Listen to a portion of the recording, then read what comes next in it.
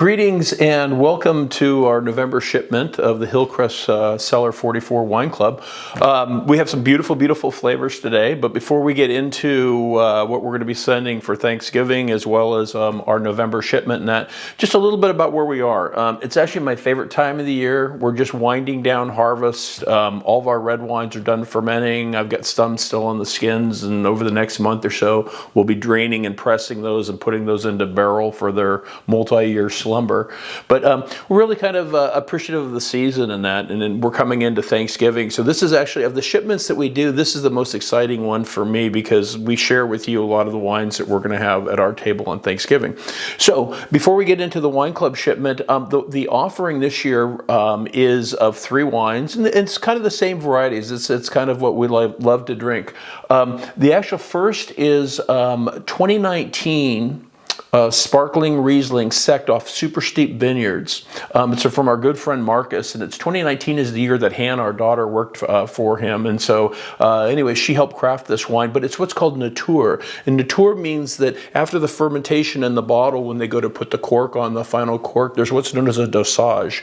And when you see brut, extra dry, dry, that's how much sweetness is actually put into the wine at that point. Brut being the driest, but still between 1 and 1.5% residual sugar.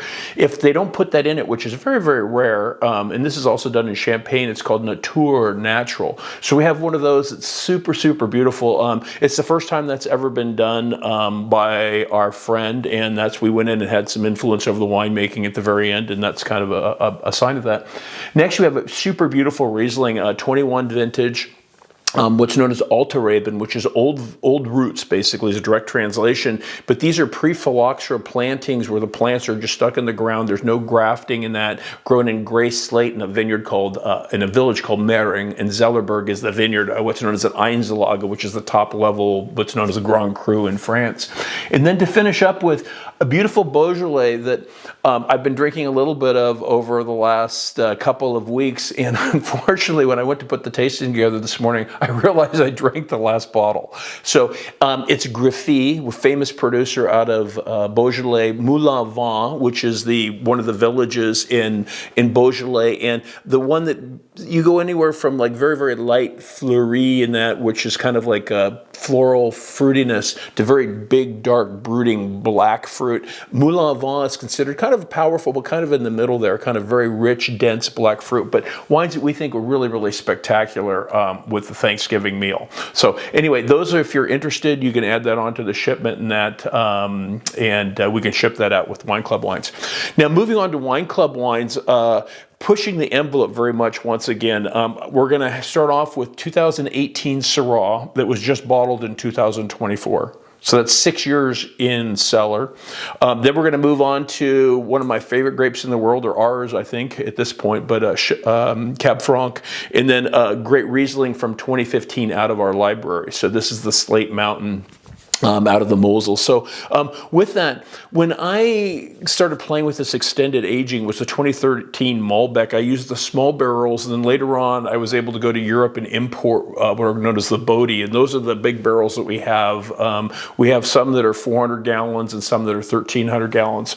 In 2018, I took a Syrah for a state vineyard just west of Sutherland, super, super beautiful fruit, and put it in there, not having done extended aging, but knowing the potential of great Syrah to age in that. And so this is what we call BOTTI. It was bottled in 2024. So this actually is the longest I've ever aged wine in barrels. So this is aged in those really thick, large oak casks. And the idea is that it allows the wine to mature without adding a lot of wood to it. And this is really the great wines of Europe for centuries, really what built their reputations. They were aged in what we say large format cooperage. So some things bigger than a 60-gallon barrel that's standard use in America. But anyway, we'll take her for a little spin. I'm very excited to release this. Many of you know the Bull's Blood that we've done, and then like mentioned the 13 Malbec and that. You know, most of the world still is like nice red wines 10 to 14 months. So the idea of doing 6 years is really unheard of. A lot of perfume. It's got this beautiful, I get like a berry fruit, which is really pretty intense for wine that's been aged 6 months, but there's a purity and kind of an elegance to it. And then that sous-bois, that real kind of earthiness, almost kind of like a slight mushroomy character, a little bit of like a bark almost character to it is the first things that kind of jump out of the glass. but very kind of deep and rich, a little smokiness in there as well. But very, very complex. It just shows a, so many wines today are primary. There aren't what we say secondary flavors from maturation in barrel, maturation in bottle, minus the oak flavor. And this wine has both of those.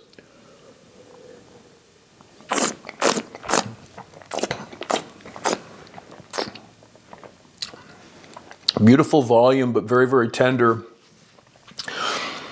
A flavor that persists. This is probably, of all the wines I've ever made, people talk about finish. And from the time you swallow the wine, how long the flavor goes until you pass off into just kind of darkness. I should say darkness, but kind of void. This wine has incredible, incredible length, tenderness. And one of the things I really love about wines that are aged significant amounts of time in barrel is that there's a transparency. There's a certain kind of tenderness and an elegance to this wine that you don't see oftentimes in young wines that tend to be kind of rough and coarse.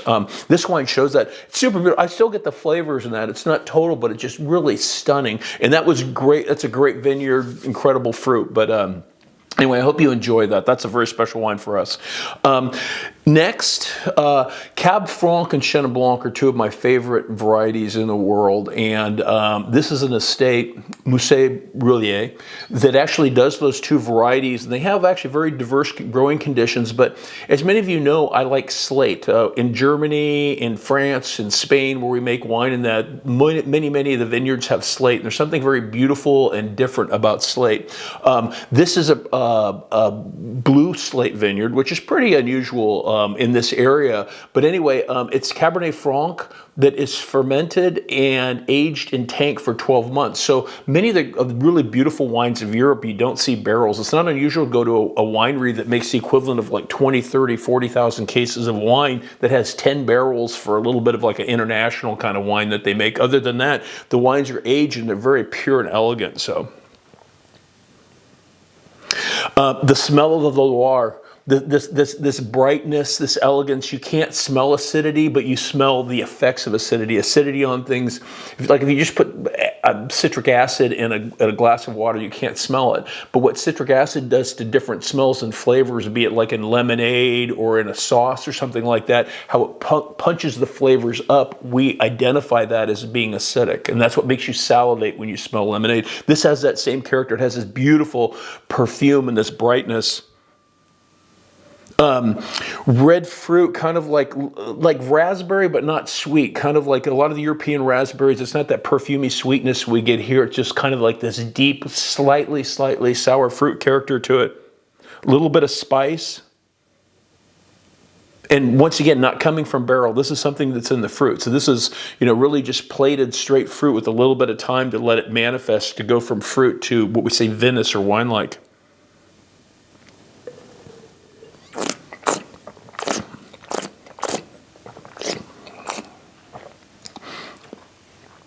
A great representation, I say, of power and elegance. This wine has finesse, but it also has depth and weight and kind of a richness to it that is very beautiful, very, very, very fine tannins. And it's one of the things I love about the Loire. The Loire is due west of Paris, and this area, this growing area, I was on the west side of the Loire, which is a cooler area. And if you get ripeness, which this vintage was a very, very ripe vintage for them, you get this beautiful kind of tenderness to the wines that Cabernet Franc oftentimes can be a little bit kind of hard. It ages very well because of that. But this wine just shows beautiful, beautiful kind of silkiness and softness without ever kind of falling apart. But spectacular. I really think this wine also at the Thanksgiving table would be spectacular. We have a tendency, if you like to drink bigger reds, a lot of them don't stand up very well at the table.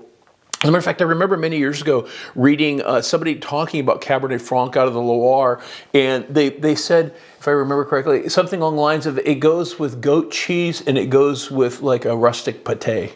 It's one of the most flexible wines in the world done right.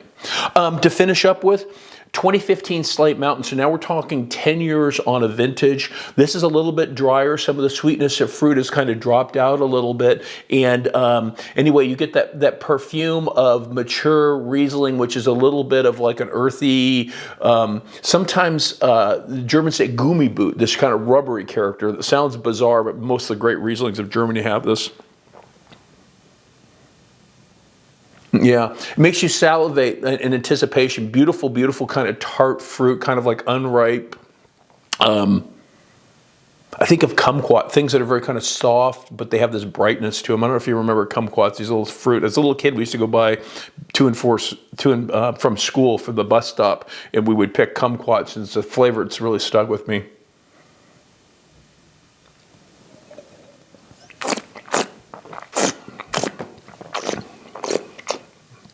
Big volume, comes in the palate and just kind of does this.